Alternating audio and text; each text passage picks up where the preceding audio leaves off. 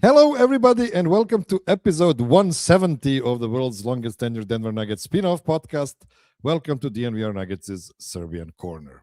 My name is Miroslav Ćuk, and before we begin, please take a moment to like the video on YouTube. And if you haven't already, subscribe to the DNVR Sports YouTube channel and DNVR Nuggets podcast channel. The audio version is ideal for your commute or to make your office or home office time more bearable. If you want to support the show more directly, you can become a Patreon supporter at patreon.com/MiroslavCuk, just like my Seco tier supporters, Peter Plummer, Daniel Lynch, and Brian Johnson. Patreon supporters can enjoy the ad-free audio version of this show. They can also submit ideas for guests and topics and appear on the show during the summer. The Nuggets have had some silly games this season, but none sillier than the one in Atlanta. In the first half, Joker shot 2 of 13 from the field, while the Hawks made 13 threes on 24 attempts. It was a true take-it half from the best player in the world. The hosts were up by 19, and the second half was like a completely different game. This time around, Joker went 11 of 13, and the Nuggets made 12 threes on 20 attempts. They actually made 8 straight threes with Joker on the bench and had a 20-0 run that gave them the lead. The Hawks couldn't catch up to, even though they were extremely close to it. Joker finished with 49 and 8, but was minus 15 in his 35 minutes. He can thank Jamal, Tim, Cam, Bruce, and Jonas for taking them over the hump. In the end, all the non-Jokic Nuggets shot 15 of 29 from deep, and this was Joker's first career game in which he was minus 15 or worse, and the Nuggets won. They are now 1-60 in such games. Wow. 2 days later, the good guys traveled to Charlotte. I've been slamming the Hornets all season as an unserious team, calling every Eastern Conference win a fake one.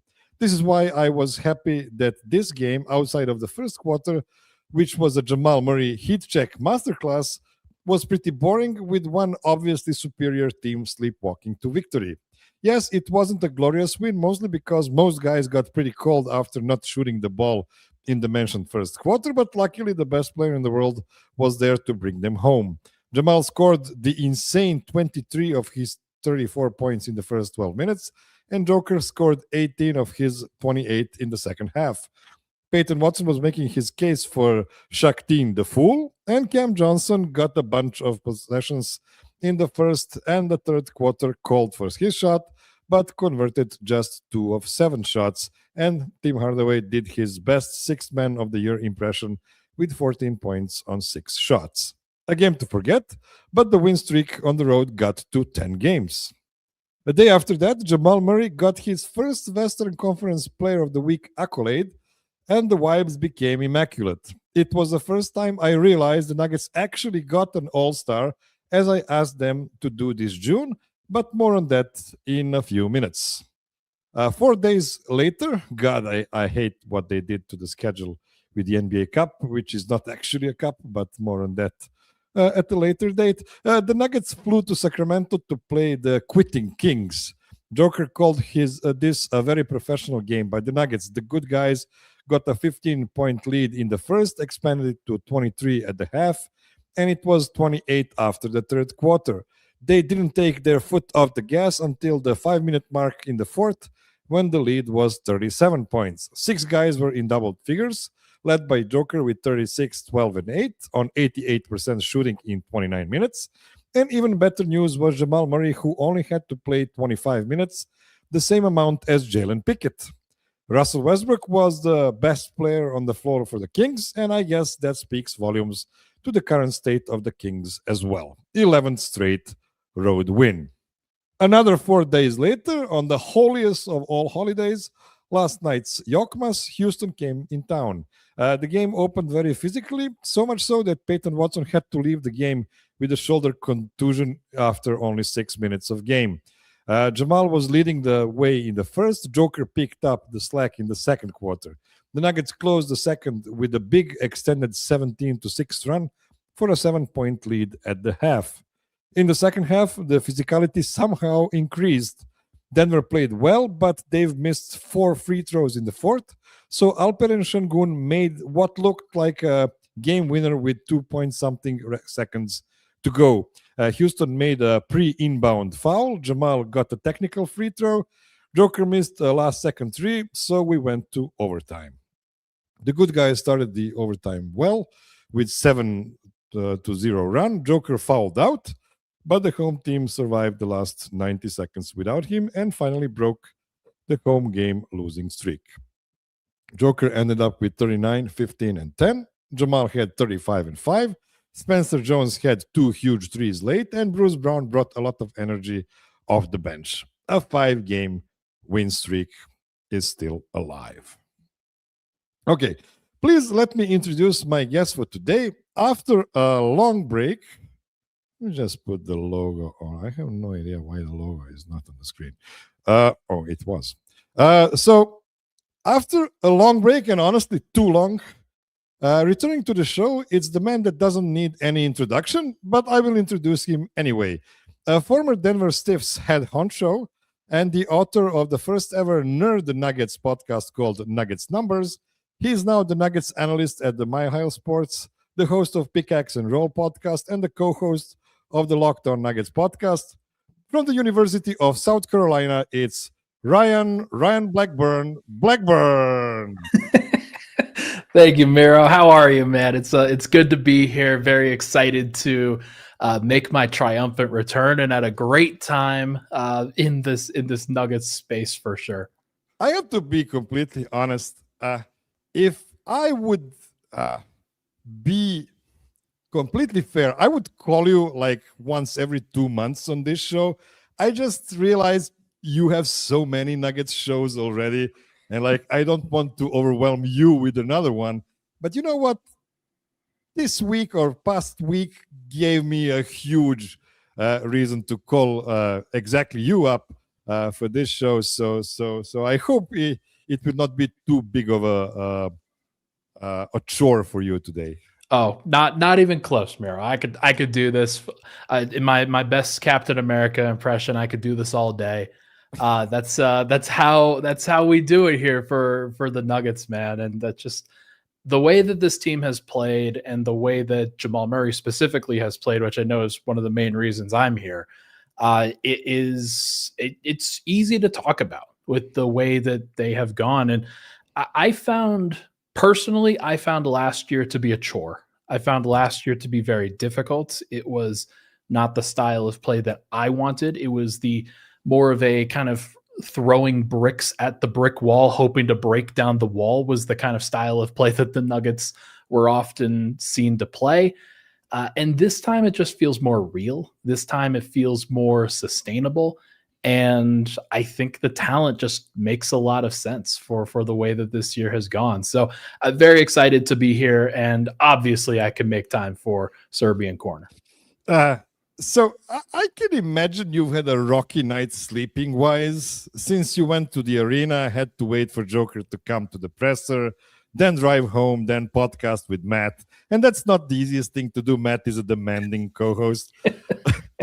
All that probably got you to like 2 a.m., I'm guessing. Well, don't forget the writing obligations that I have for Mile High Sports, and then the preparation for the morning podcast.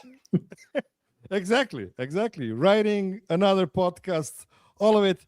You poor baby. I woke up at 3 a.m. because my kid had to barf in the middle of the night. Then I stayed up until 3:40 a.m. When the game started. At around 6:30, the game was over, but I had to drive to the doctor's office so my kid would get checked. And from there, straight to work, where I stayed until 5 p.m. and then drove my other kid to music school at 5:30. While I was waiting for his class to end, I was typing the show notes for today. Miroslav, do you enjoy putting your co-host in an arm bar because we are Americans? Because we don't have the topsy-turvy schedule. No. I'm just kidding. This is not a competition. I mean, what chance does anybody have against an insane Euros covering teams on the 8-hour time difference? No, you guys just have good healthcare. It's crazy. Well, let's hope so. I'm still at 46, so we'll see. We'll see in a couple of years. Okay, so Ryan, what a fun game we got from the Nuggets last night. I usually take my shows to weird places, so let me start with this. You were at the arena, as you usually are, since you're a professional journalist, unlike me, who pretends to be one week per year. When Alperen Şengün hit that floater with 2 seconds to go in the regulation, what was the vibe in the arena? Was everybody sure the Nuggets just dropped the 5th home game in a row? I don't think that anybody, and maybe I'm wrong for this, I don't think people fully appreciated that the Nuggets were down and were possibly going to lose at that point. It was very much because Denver at that point, they had done a lot of good work throughout the fourth quarter. They had put themselves into position where they're up 5, up 6 on a consistent basis. And finally, you just had a couple of plays go against you in a row, and suddenly you're down 1 and you realize, oh, they could actually lose. And so it was more surprise than anything in the arena, I think. Certainly that's how I felt. But then Denver, of course, comes down the other direction and get a controversial whistle, to say the least. I've been enjoying listening and reading the tears that have been coming from Houston fans across my timeline. It has been just incessant in terms of how that has been fed to me via the algorithm that is this social media platform. But no, it's been fascinating to see the way that Denver kind of bounces back in these cases, because they've had so many times that they have lost right at the end in regulation or in overtime, and they didn't do that this time around. And I think Nuggets fans probably feel pretty lucky about that. Sure. My second question, and I promise you it's related to this game. Is Peyton Watson a starter level player? Not necessarily should he be the Nuggets starter when everybody's healthy. Just, is he a starter level player on an NBA team? I think it's borderline. I think he is growing into it, and the next contract that he signs will probably be with the assumption that he is a starting level player for his prime. That is the unfortunate. That's the unfortunate kind of breakdown here. If you're signing a rookie extension, a lot of the time, it is forward thinking. And for Christian Braun, it was forward thinking for what he's going to be doing for the rest of Jokic's prime. For Peyton Watson, I think you kind of have to think about it in a similar way. And the way that he's played for Denver kind of looks like he should be a starting caliber player. And I do think that with the way that Michael Porter has shined in Brooklyn, like it isn't just like, I know we're on Serbian Corner, so this might be blasphemous to say, it isn't just Jokic. Like, a lot of these guys are good. They just have to be good in a different way when they're with Jokic versus without. So it'll be interesting to see. I don't think he's entirely like a Jokic merchant in that regard. So I think a team could probably look at him and think, yeah, sure, 4 years, $50 million. Yeah, we could do that. Starter level. So the reason I was asking you about Peyton is because the Nuggets were without 3 starters or starter level players versus the Rockets. And yet they found a way to win against the team that was red hot from the outside, on low volume, to be fair, and have Joker's closest facsimile in Şengün, and probably the most unstoppable one-on-one player ever in Kevin Durant. How the hell did they do it? They got a little lucky. They forced some turnovers. The turnovers are a big deal. This team very rarely forces turnovers, but last night they forced 16, which is about 5 to 6 more on average than they usually force. And winning that margin was really important. Also, allowing Steven Adams to grab 0 rebounds. It's kind of a wild stat that you look at the box score and you don't really think much of it, and then you look at it again, like, Steven Adams grabbed 0 rebounds. How is that possible? But it's really just like the willingness of Jokic and Murray, I think, to rise to the moment and assume responsibility and just drive winning. And they did that in spades last night. It's just it's the superpower that the Nuggets have, that those guys can generate good shots for themselves or their teammates every single time down the floor. It was so impressive, and yet I'm still repeating in my head, what if they lost the game? What if there wasn't that controversial call at the 2-second mark of the regulation? And don't get me wrong, I think that the call was right. I would hate it so much if I was on the other side of it. And yeah, it would just be all for nothing. And I think it's an important thing because the Nuggets now have a chance possibly to make some sort of separation to the teams at number 3, number 4, number 5 seats in the West, and that will be extremely important, I believe, at the end of the season or before the playoffs, because the West is loaded, top loaded. I think there are like 6 excellent teams in the West. The rest of the West is pretty weak, honestly. But the top 6 teams are extremely well made and prepared for this season. So I don't know, man. What do you think about this theory? I was so mad when they dropped the game against Chicago, mostly because OKC last year had 66, 67 wins, and big chunk of it was they went 29-1 against the Eastern Conference teams. Like they had one more win against the West than the Lakers, for instance. It's wild. You just need to win against the East, or you will drop in the race. It's a good point. Denver so far this year is now 5-1 by the looks of it against the Eastern Conference, and yeah, that's one that they would obviously like to have back. They're going to go on this big 7-game road trip that's upcoming, and I think all of those, if not almost all of those, are against the East. So they'll have plenty of times to stack up wins, but I don't even know if they're necessarily going to think about it in those terms. If you're the Nuggets, would you rather win against the West or win against the East? Now, you don't necessarily have to choose, like if you're the OKC Thunder right now, but if for getting up to those kinds of levels, if you get to 60 wins, you got to do both, and you really have to take advantage against some of these easier games. But you said it yourself, like maybe the rest of the West isn't the level that you would expect, and Denver can just bank wins against those teams.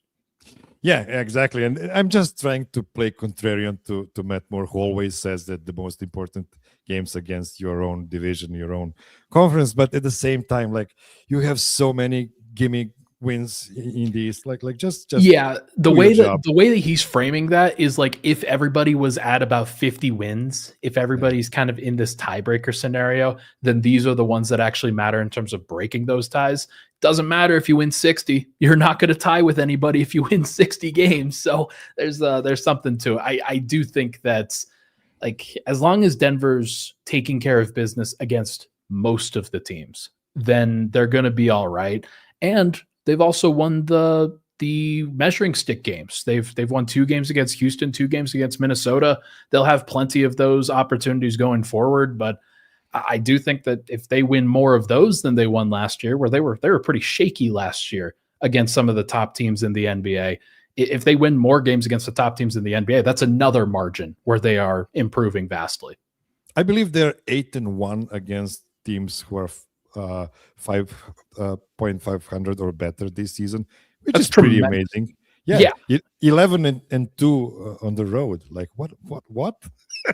That's an 11-game win streak for you, my good friend. And exactly. there's that is not holding. The all-time record is 16. I do not think that they're going to crack that, but imagine if they did, man. Like that's the way that you earn. And like you're talking about, yeah, if you lose against Chicago, it is what it is, because you didn't like you're probably expecting to go 11-5 in a 16-game like stretch against on the road rather than 16-0. So yeah, and those feel are great margins about that it. you make up.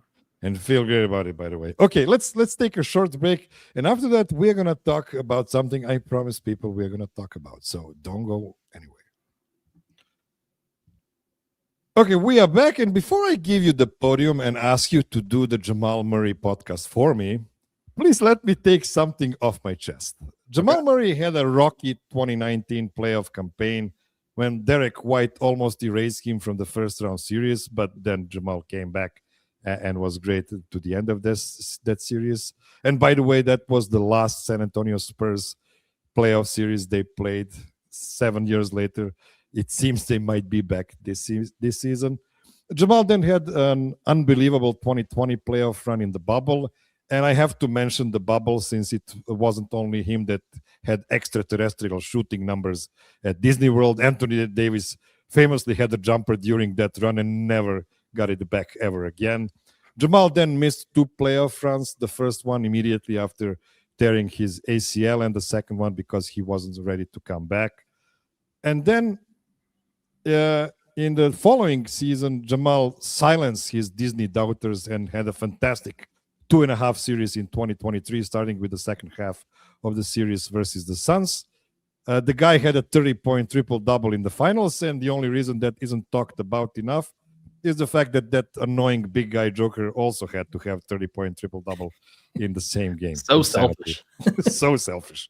I'm still so mad at that. So Jamal won a championship as an undoubted second star on the team. The 2 following seasons, Jamal started slowly, proceeded to be injured, came back, and in the end wasn't a real threat in the playoffs. And we know how easy is it to overload on Joker when there isn't a second dynamic offensive force on the court with him in the playoffs. With all this in mind, and with Josh Kroenke mentioning accountability as the word of the summer at the end of last season, I decided to roll the dice and bet against the guy who, for different reasons, and of course some of them weren't his fault, was amazing in 2 out of the last 7 playoff runs and also had a lot of wear and tear on his body and not the greatest work ethic ever. I asked the Nuggets to trade Jamal and try to acquire a bona fide all-star player, the first real consistent second option in Joker's career. Now, I'm not saying I'm the only reason Jamal has fire under him this season. Still, the Nuggets were way wiser than I was because, one, there was probably no way they could have gotten all-star in a trade for Jamal this summer. And 2, Jamal actually is a bona fide all-star after 25 games. He's averaging a career high 25 points, above 25, I believe, after last night. Career high like 4.5 rebounds. Career high 6, almost 7 assists. On career high 50% from the field and 44 for the three-point line. Just for comparison, his career average for the first 24 games of the season is 16 points on 42% from the field. This is how huge of a leap this is. And he's also just minus 0.8 net rating in his 200 minutes without Joker this season. Sure, with better teammates than previous seasons, but that was the Nuggets' holy grail for a long time, to have an almost non-negative bench minutes. So, Ryan, what happened? What are the reasons he's so incredibly good this season? There's a variety of factors I think that you can point to. And the most important thing is that Jamal's healthy. Jamal has a little bit of distance away from some of the injuries that he suffered. He was able to go into this offseason reasonably healthy to the point where, okay, rather like he could rest his body, he could build it back up, he can work on his game, he doesn't have to worry about rehab, he doesn't have to worry about all these other things. And I think that it's completely underrated. Jokic is superhuman at this, that like it almost like in comparison to other mere mortals, like it's very difficult to think about fatigue. It's very difficult to think about wear and tear and things like that. But for somebody like Murray, who tore an ACL, who has had like lower body injuries pretty consistently throughout his career, things that he can't really control, like he has been put into a position where now you give him rest. Now you give him an opportunity to recover. And you also give him some serious motivation. I think that he was very motivated during this past offseason. I think that he was, there were some things in his personal life that helped him kind of refocus some things. I also think that he has a new relationship with a new head coach, and the David Adelman factor versus the Michael Malone factor, where Malone would consistently go to bat for him. He would consistently do, like, he would jump in front of a bus for Jamal Murray. And like, that relationship is really important. Like, those guys are connected at the hip for life. But David Adelman also has that kind of relationship with Jamal Murray. And yet it's less about protecting him, but more about empowering him and more about putting him into a better position, a healthier position to succeed, rather than defending him when he isn't at his best. And it's allowed Jamal, I think, to develop himself, to refocus around a team that I think is better suited for his strengths.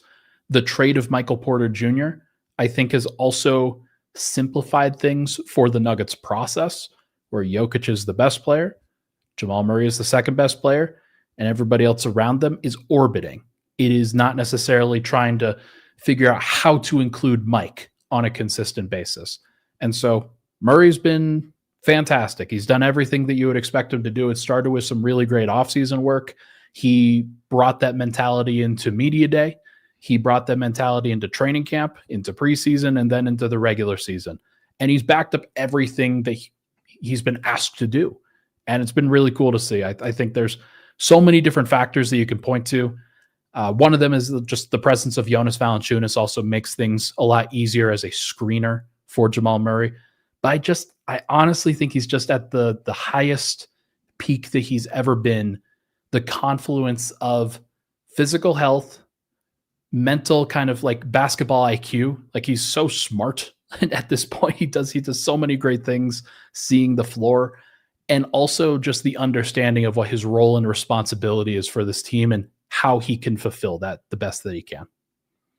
I really like your point about David Adelman empowering him to be better, because as soon as he came in last season, after Malone got fired, we saw this jump with the non-Jokic Nuggets, who suddenly started doing stuff they weren't allowed to do, especially in the last year and a half of Malone's tenure, when he was so heavily reliant on Joker's creation and just everything had to go through Joker.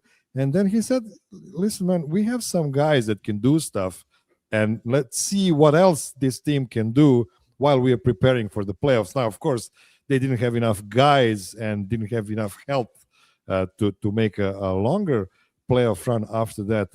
But I think it is really stark, the difference between Jamal as a playmaker before this season and this season. I feel Jamal controls the possessions much more than he used to, and Joker is actually turning himself into a secondary creator there. Of course, he is averaging 11 assists per game, so it's not like he's not pretty great secondary creator, huh?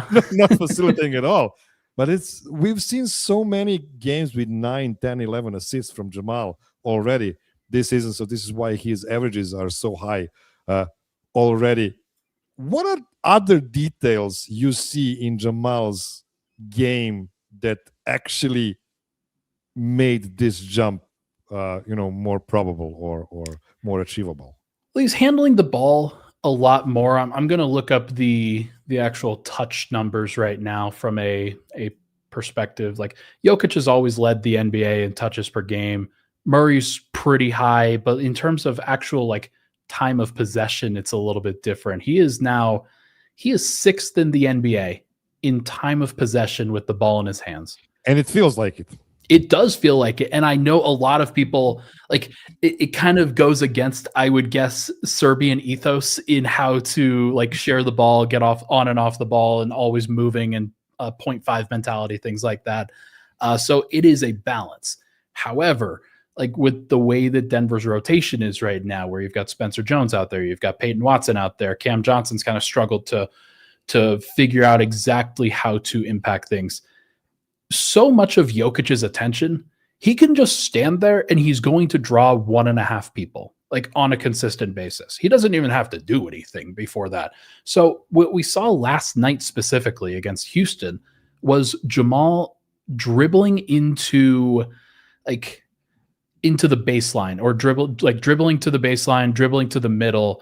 And there was this soft double that they were trying to do with like rotations behind it to Joker specifically. So they were trying to like have a shell coverage of 3 people against those 2 guys, but they were never actually stopping the ball as a result of that. They were trying to kind of orbit around it. So Murray is navigating this kind of coverage, and you have to do that while maintaining a dribble. It's the only way you can do that successfully is not pick up your dribble, because it strings out the defense so much and it forces them to over rotate, and it created a lot of open opportunities as a result. So you're right. Like Murray's ability to use that to his advantage and then to make an accurate pass to Joker. And he's been very creative with the way that he's made these passes. I remember one of the ones that he made in Sacramento where he's dribbling down the kind of the left side of the middle of the lane and then wraps around a bounce pass to Joker around the big, in that case, in traffic. It's just an impossible angle to be able to get to it. But on top of Joker having amazing hands, like Jamal's delivery to put it into a place where he could go and get it and then have a layup is really impressive. So I do think that he's just in a very comfortable place athletically, but also mentally. And that's one of the ways that I think we're seeing it. Okay, let's take another source break. And after that, I want to talk more about Jamal's ball handling. Don't go anywhere.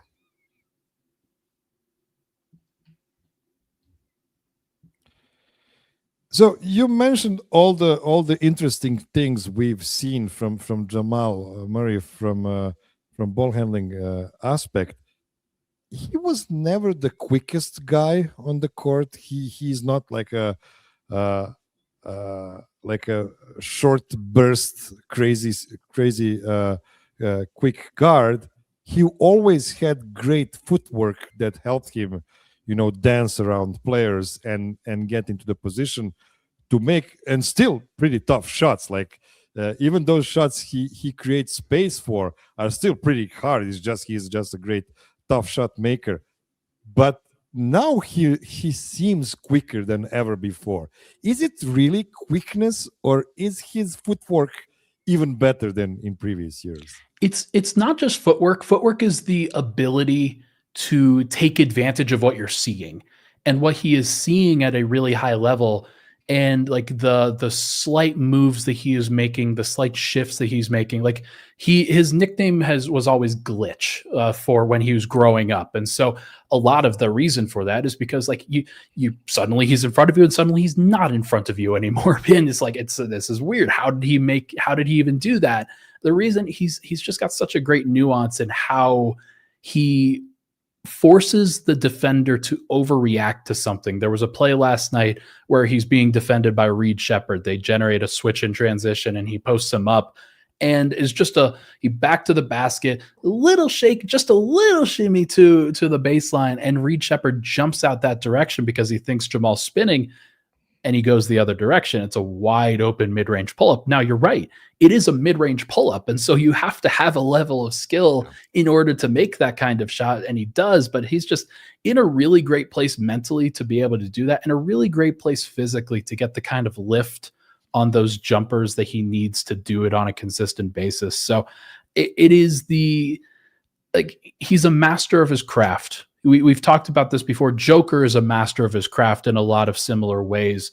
Jamal's more of that guard version, a Kobe Bryant kind of version, somebody in that general range who is just going to be trying to be a technician of the game. And so his technicals are very good, and he finds a way to create space even without having elite quickness or athleticism. Here's one thing that's kind of a Serbian treat, because Serbs are not super athletic. Like look at me. When you see me, you would never think I'm as good as Joker, but I am, because I'm also Serbian. So you and me both, baby. I must be as good as he is. But here's the thing. Serbs do not have the athleticism, and Jamal does not have the crazy athleticism as well. But you mentioned, and I love that point, the glitch. He has that treat to him that he's here now and all of a sudden he's somewhere else, that's deception. And this is what Serbs are good at. We like to make practical jokes on each other. And deception is what you have to have in order to pass by a guy who is quicker, stronger, faster than you. So when Joker looks left and passes right, that's deception. This is the reason of his greatness. It's not like he's jumping 6 feet into the air and making amazing plays. And I love that about Jamal because he has mastered the deception in the last 10 years on the Nuggets. And I think he actually got a lot of it from Joker. I think he benefited playing with Joker for 10 years. This might be the biggest benefit for his game we're seeing right now. Undoubtedly. I would also be remiss if I did not mention the fact that he's shooting the ever-loving crap out of the ball from three. Numbers for him, 44.7% from three. And he's it always looks like it's going in, man. It's always crazy. And he's averaging 7.1 attempts per game from three. You know me. You know what I've been trying to emphasize with him. He's a great three-point shooter when he can get to that shot. And with him being healthy, with him being technically sound, with him being in that kind of glitch state right now, he's been able to generate these open, clean looks from three. And sometimes they're not open. Like there was one three that he hit over Kevin Durant last night where he fell down. Kevin Durant contested it really well. Probably could have been called for a foul. Didn't matter. It was nothing but the bottom. And Jamal's just hitting these shots at such a high level right now. 3.2 makes from three per game is ridiculous. And just the combination of the efficiency and the volume being where it is, it's allowed him to put up his most efficient season that he ever has. Everything's kind of coming together for him, man. 63% true shooting is amazing. And it's a number that you assume that the guys that are drawing a whole bunch of contact, that are getting to the rim, that are getting some of those easier shots, like you said, Murray's taking hard shots. And the fact that he's at 63% true shooting with that, it shows what he's doing is paying off. Now on to the All-Star, because I think we are now entitled to speak openly about Jamal being a favorite to finally get his first All-Star berth. And I've been thinking about this a lot. A month ago, even though Jamal was already looking great, I was like, yeah, but there are so many international stars in the league. It's so tough to get in top 8 international talents to get there. And I was looking at guys like Josh Giddey, who was averaging like a triple-double. And Chicago looked pretty good at the beginning of the season. Now they look awful. Here's the thing. It's still voting for East and West. You still, the fans are still voting for the 5 starters in the West and 5 starters in the East. Jamal is not going to be the starter in the West. The West is completely loaded.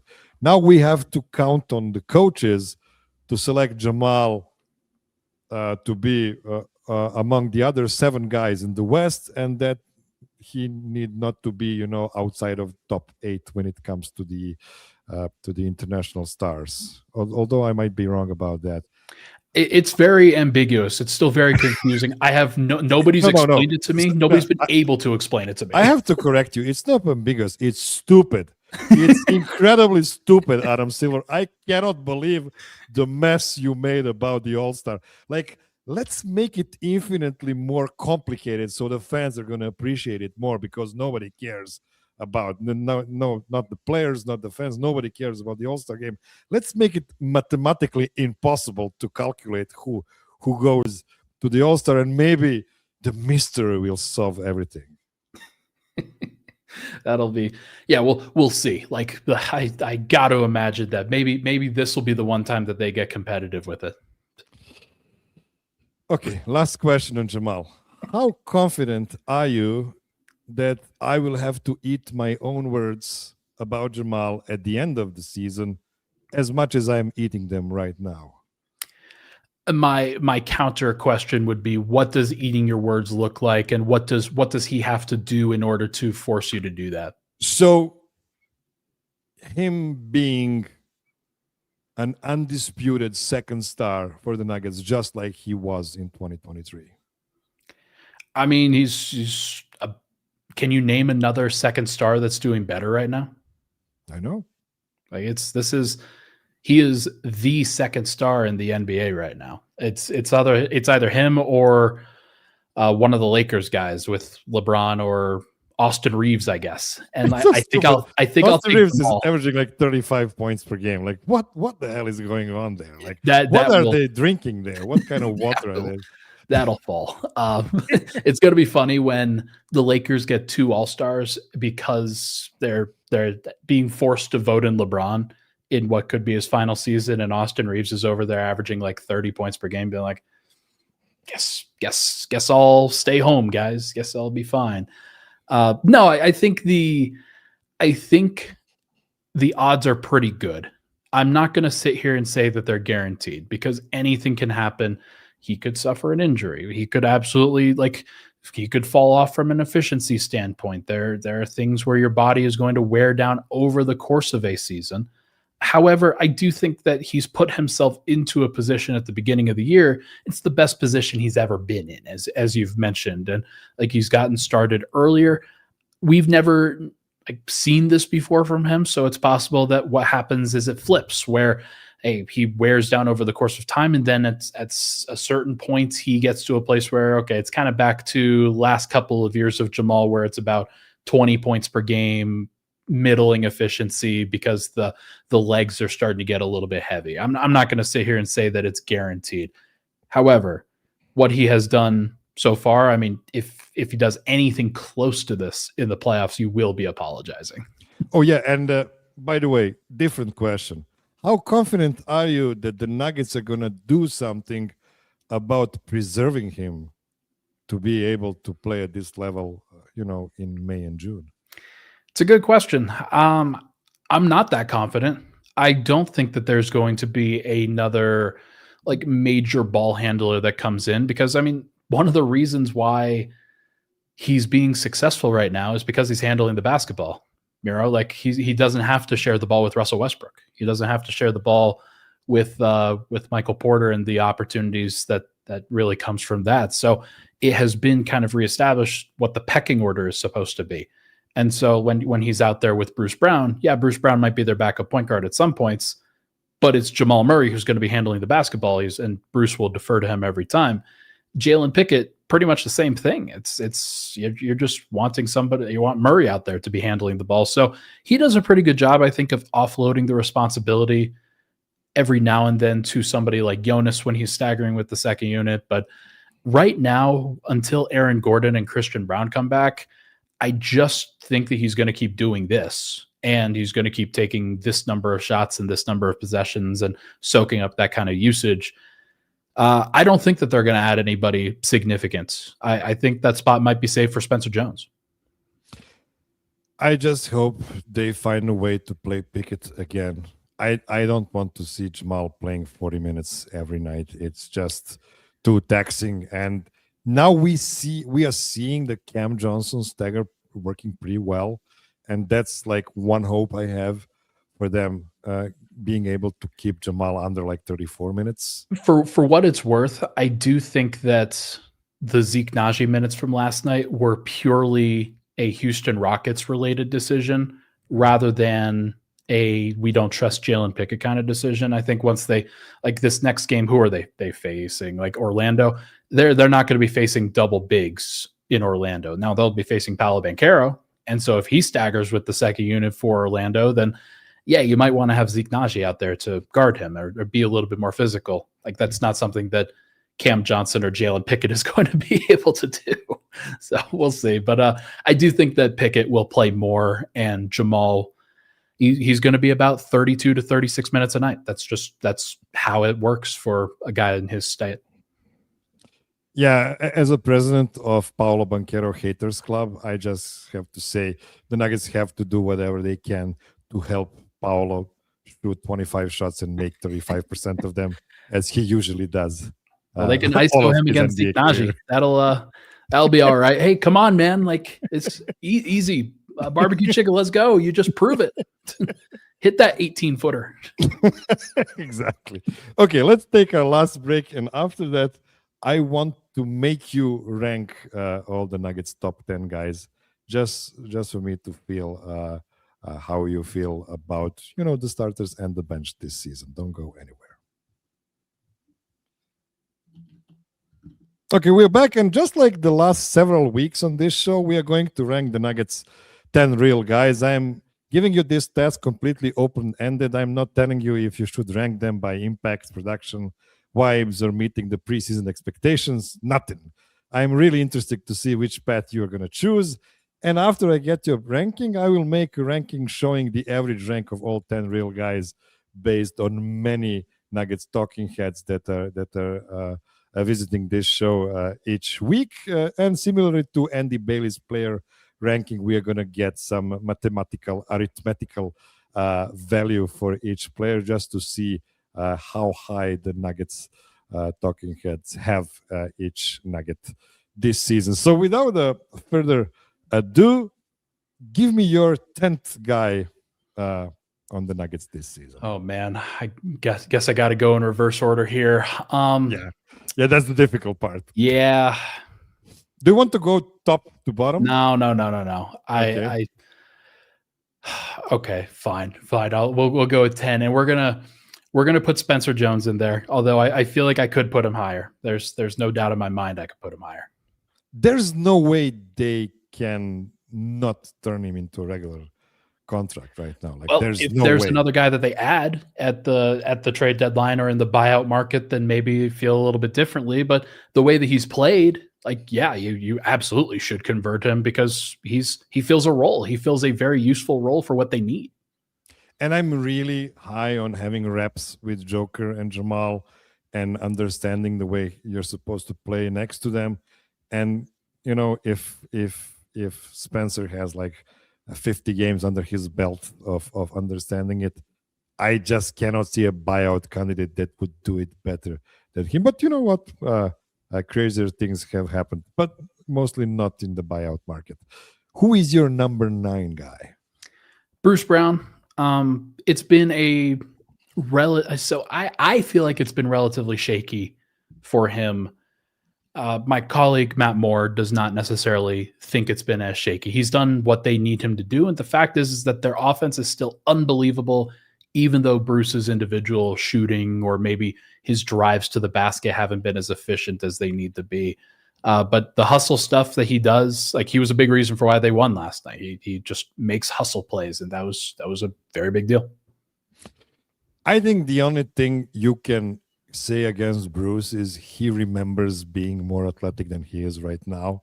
And some of the moves he makes, he does with the memory of greater athleticism, and then he gets just blocked time after time. He got blocked, I think, a couple of times last night as well. And even though I thought he had an amazing game, last night he had 9 rebounds. What? 9 rebounds on a team with Joker and like Valanciunas? That's impressive. And he had like three steals and several deflections. He was just everywhere on the court. Yeah, he scored 2 points. So what? Like, you don't need more scoring on this team. By the way, what about that offense? That's crazy. Yeah, I mean, they figure it out even when he's not like at this peak scoring performance, but the offense has been, it just doesn't matter. Like, there are some numbers behind the scenes that, like, even without Jokic or Murray on the floor, if Cam Johnson and Jonas Valanciunas are on the floor, unbelievable levels of offense, like shocking levels of offense that they've been able to put together. So Bruce is a part of that. He's the one that's always out there with that group. It's him, it's Tim Hardaway, it's Cam Johnson, it's Jonas Valanciunas, and sometimes it's Zeke Naji, sometimes it's Jalen Pickett, sometimes it's Spencer Jones. Who knows? But just been really impressive to watch that group. And yeah, like, I think that Bruce is also a playoff guy. Like, that's why they got him. They didn't get him for the regular season. They got him for the playoffs. Yeah, well, at some point we're going to have to give some credit to David Adelman for having this great of an offense with Joker off the court. Hey, let's do it now. I think it's probably too early yet to be sure that we are talking about a great coach. But as we mentioned, like he realized he has 9, 10 real guys he can count on to play professional basketball this season, and he is just letting everybody contribute, and I think that's a good way to look at it in the regular season for sure. We're gonna see how they tighten up that offense in the playoffs based on matchups and stuff like that. Who would be your number 8 guy? Number 8 is Jonas Valanciunas for me. I think that that's the right place for him. It's harder to put him higher because of the minutes and the it's not his faults. Like he plays behind Jokic. And so I actually did not like the Jokic Valanciunas minutes last night. And it's something that It was weird. It was weird timing. Yeah, like they went to it, and Jabari Smith is the power forward, and you've got Joker like slow to close out on Jabari Smith on the perimeter. I'm like, yeah, not really a surprise there. So when Amin Thompson was out there, they actually got bailed out a little bit, but so because they had Jokic on Amin for a significant portion of that time. But yeah, I think for Jonas specifically, he has done everything that you would want a backup center for Jokic to do, other than maybe cut down those minutes that Jokic plays just a little bit more. Like I still think that the minutes are still a little bit higher, but the actual role that Jokic is playing, it feels like it's easier because he doesn't always have to account for coming back in and righting the ship every time. Who will be your number 7 guy? This is where, to me, it gets difficult. I know.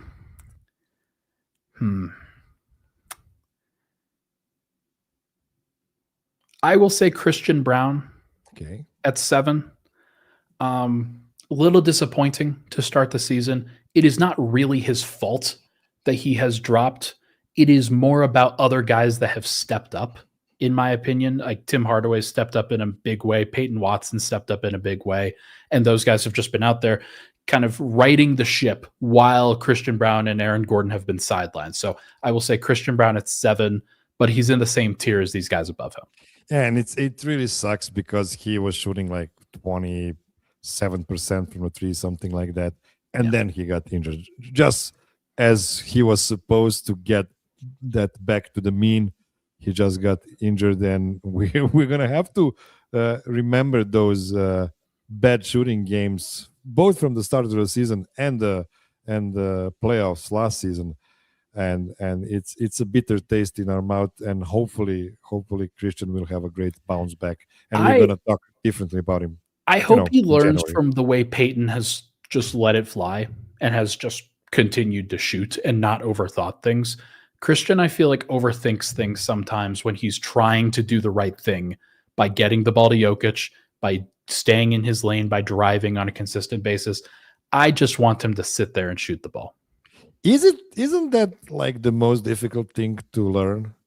How not to overthink things? Like you're either letting it fly because you're Peyton, you're a star from LA, and you want to be a superstar in this league, and Christian, who has been a role player his whole life, and now we're trying to make him be more decisive and stuff like that. It's tough. It's a tough place for him to be, but that's why they paid him to do it. So we'll see whether he can get back on track. I think he will. I don't. This is a very short-term concern, for sure. He's got plenty of great years with the Nuggets ahead of him. Yeah, it's Woody Harrelson wiping his tears off with money bills. Yeah, for CB. Yeah, poor guy. Okay, number 6 for you. Let's go Tim Hardaway Jr. This is, I think, a credit to Tim Hardaway being better than even I expected him to be. Like I thought that he would play a larger role than many expected because of just the simple ability to shoot. But he's been better defensively than I thought he would be. There are some mishaps still to happen, and a lot of it is because of miscommunications with him and somebody else. But like he actually has 6 assists every now and then. He has a couple steals every now and then. He's driving a little bit more, getting to the free throw line a little bit more. It is not just how well did you shoot from 3. If you didn't shoot well from 3, it was bad. Like he's better than that in what he provides, and just the utility of that has really helped this Nuggets team. Okay, we have a question here from JK Walrus, and I'm going to rephrase it a bit. everybody's healthy. Who is your fifth starter closing the game? CB, P. Watt, Spencer? For me personally, this is how I view this pretty much every time. Tim Hardaway Jr.? No. I go back to the original starters. I simplify that. Nobody can lose their job because of an injury. It is like you were paid to do this. This is the expectation that we have as a team. You will, like, maybe it takes a little bit of time when you're ramping up, but once everybody's fully good to go, I think that you play Christian Brown, Aaron Gordon, and Cam Johnson next to Jokic and Murray, and that's the plan that you go back to.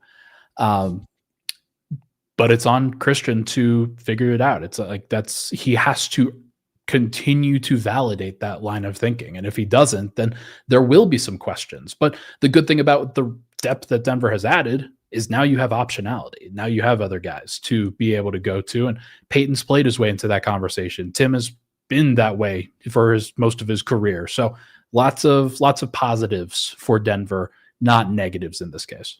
And you also have David Otterman, who has shown that he is ready to close with the guys with the hot hand. Okay, yeah. Number 5. Number 5, let's go with Cam Johnson. I think that Peyton Watson has been better than Cam Johnson this year. I think that Peyton Watson has been really good. His role is a lot more simple than what Cam Johnson is trying to do in terms of cutting into that Jokic-Murray two-man game and being a playmaker both with Jokic, without Jokic, with Murray, without Murray. There's a lot of nuance to learning that.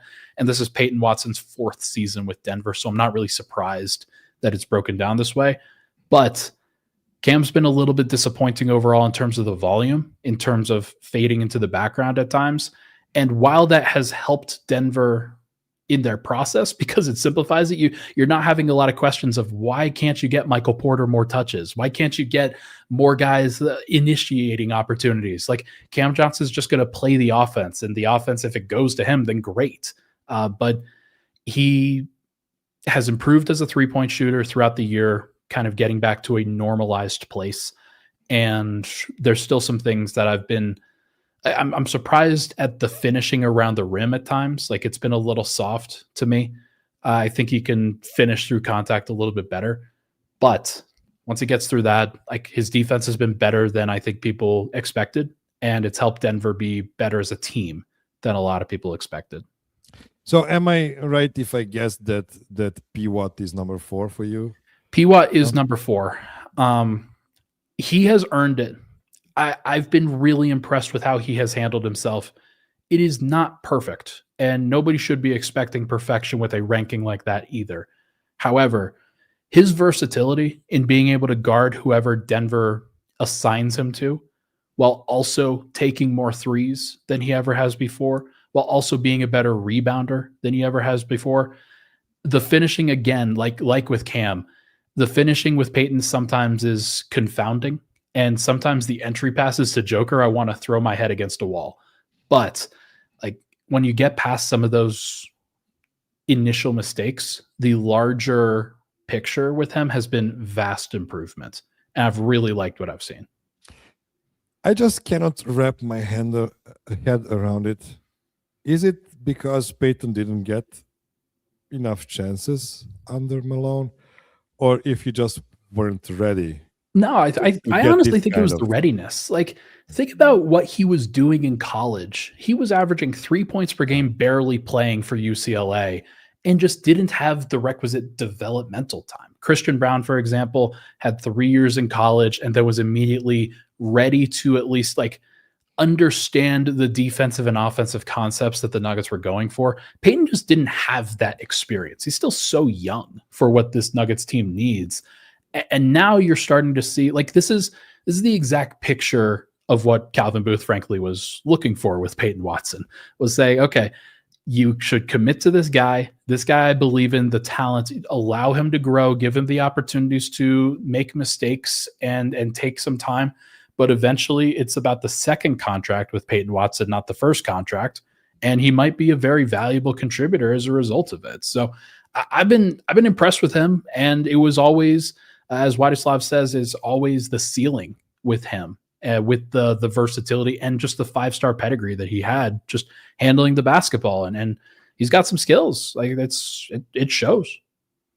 Yeah, and when you have a de facto contender on your hands, maybe it's not the ceiling you're looking at the most. Maybe it's the floor you're looking at the most because you already have the team capable. Michael Malone was always looking at the floor. He was always trying to raise the floor of the team rather than raise the ceiling, because the ceiling raiser was Jokic and Murray.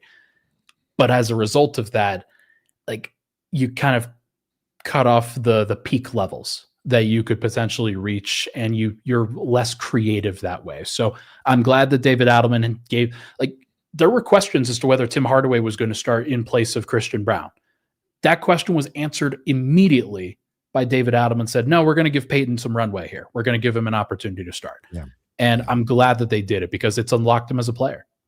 Yeah, because he was a power forward under Michael Malone, which is not his natural position. And this is why he didn't look that great in the first 3 seasons.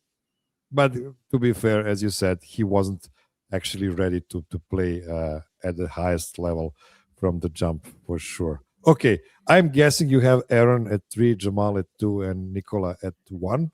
Yes, that is the consensus, and I think that's with the way that Aaron started the year, it's unfortunate that he got hurt. I don't think you can put him any lower than 3, but I also don't think you can put Jamal any lower than 2, the way that he has played either. So, sorry to spoil it for folks, but Joker has assumed the top spot. So we are talking for 61 minutes already, and we barely mentioned Joker so far. So I'm making a concentrated effort to mention him at least once for more than like a one consecutive minute. Good SEO. Nice. What is like, is he actually better this season, or is it just the result of him playing with smarter lineups than last year?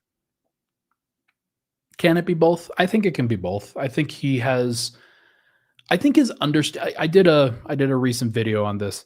I think it's his understanding of timing. And like, this is a LeBron trait that LeBron has had for a long time, where you can coast and coast and coast, and then you pick and choose your moments as to when you try to take over a game, when you try to really imprint the game with what you need. Like last game in the first quarter, he was pretty bad. Like he was pretty shaky, and then turned it around immediately in the second quarter and the third quarter and the fourth quarter, and started doing some great things to straighten things out for Denver. His understanding of when and how to impact the moment as best as he possibly can has been really valuable. And so I think he's getting smarter as the years go on, and that's not a surprise to anybody that knows Jokic. I think he is slowing down a little bit athletically. There's something to, like, he's still strong as an ox, and that definitely helps him out in a lot of these cases. But there's some stuff on the perimeter in terms of perimeter defense that's hurting him. So, like, in terms of like the overall picture, he's pretty close to the same, but he's also like continuing to unlock this 3-point shooting and continuing to unlock the overall level of efficiency at all these different places that, like, it's hard not to say that he's better. I mean, look at the numbers. Miroslav, like, you understand what he's doing, of course, and you understand how hard and insane that is to do. So he deserves all the credit in the world for maintaining this level of consistency throughout so long of a period. Nobody's really done this. So everybody's talking about the Thunder gaming the system. They know exactly how to play on both offense and defense to optimize everything and have this insane net rating that has never happened in the history in the league. And frankly, I don't think they can win fewer than 74 games this season. I think they're going to go for that Golden State record of 73 games and probably not push too hard over that limit. But at the same time, I have to say, I think you mentioned Joker being smarter. I think he's gaming the system as well. And not, I have to mention, I was listening to our friend Jeff Morton.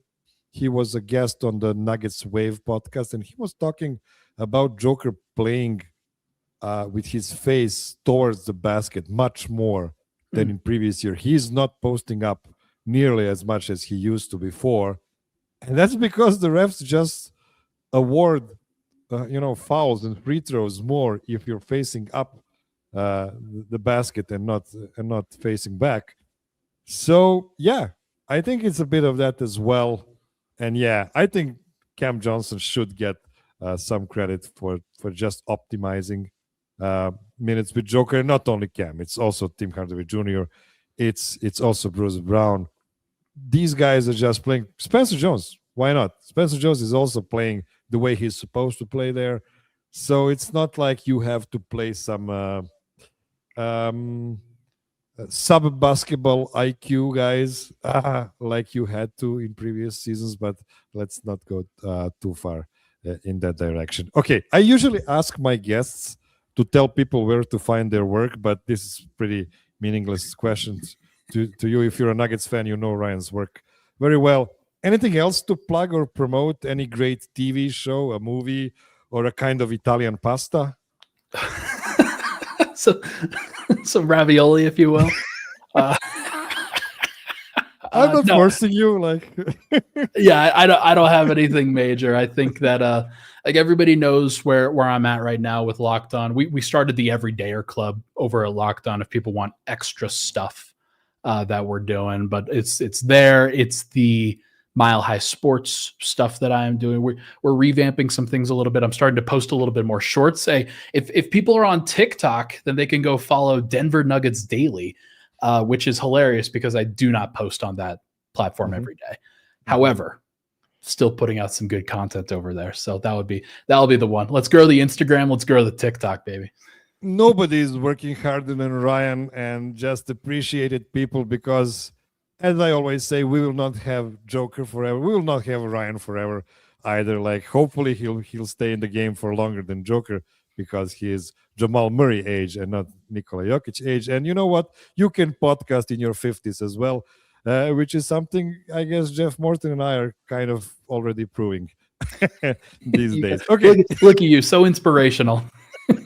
That is all I've prepared for you, my dear listener. And please, with cherry on top, please take the word prepared very loosely. Be well, be safe, be kind to everybody. Call your mom, and until next week, remember that my plan is to be Nuggets forever.